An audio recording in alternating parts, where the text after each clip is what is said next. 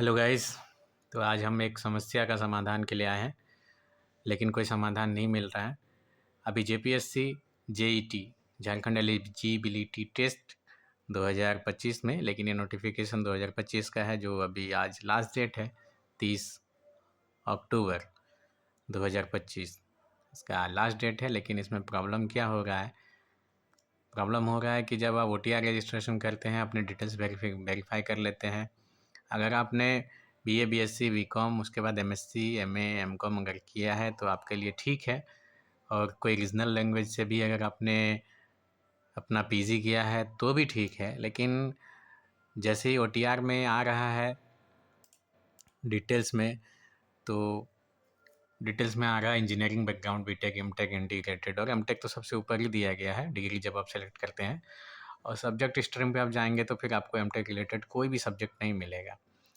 उस विषय में जेपीएससी का जो हेल्पलाइन नंबर दिया गया हो, उसमें मैं जब फ़ोन करता हूँ तो फ़ोन करके वहाँ पे कहा जाता है कि इस बार जो एडवर्टाइजमेंट हुआ है, एडवर्टीज़मेंट के साथ में एक सब्जेक्ट का लिस्ट भी दिया गया है, 55 और 56 है उसमें लैंग्वेजेस है। अगर आप उसी लैंग्वेज से आपने मास्टर्स किया है, पोस्ट ग्रेजुएशन आपका है, तो ही आप इस बार जेईटी को अप्लाई कर सकते हैं।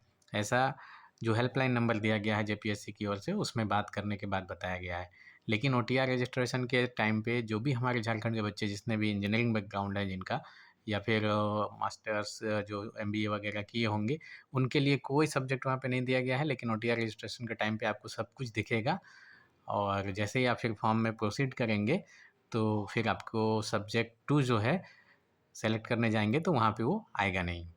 ठीक है, तो आप देख सकते हैं कि जब मैंने एक OTR जो है बनाया है, OTR कंप्लीट होने के बाद जब हम लोग एप्लीकेशन के लिए प्रोसीड करते हैं तो फिर यहाँ पे आप देख सकते हैं, जब हम लोग यहाँ अप्लाई नाउ पे आएंगे, अप्लाई नाउ में आने के बाद जैसे ही हम लोग प्रोसेस को आगे करते हैं, यहाँ पे आपका एजुकेशन पूरा खुल जाता है।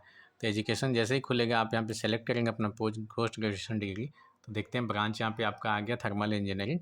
लेकिन जैसे ही आप यहाँ पे सेलेक्ट करने जाएंगे सब्जेक्ट को, सब्जेक्ट फॉर पेपर 2, तो यहाँ पे ये नहीं आ रहा है।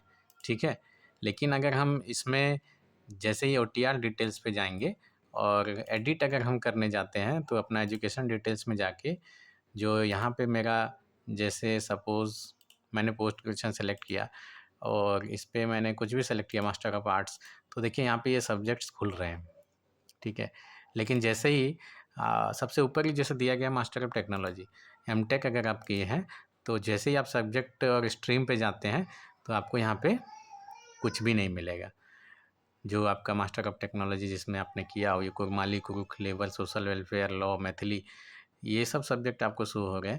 तो इसी के रिगार्डिंग जब मैंने जेपीएससी वेबसाइट में जो नंबर दिया गया है उसमें जब बात किया कॉल करके, आज सुबह सुबह ही, कि आज लास्ट डेट है, आज बहुत सारा प्रॉब्लम्स आ रहा है, इतने दिनों में सॉल्यूशन नहीं मिला, तो उनके तरफ से कहा गया कि इस बार जेईटी के लिए, जेईटी का एडवर्टीज़मेंट के साथ एक 55 लैंग्वेजेस का लिस्ट भी दिया गया है।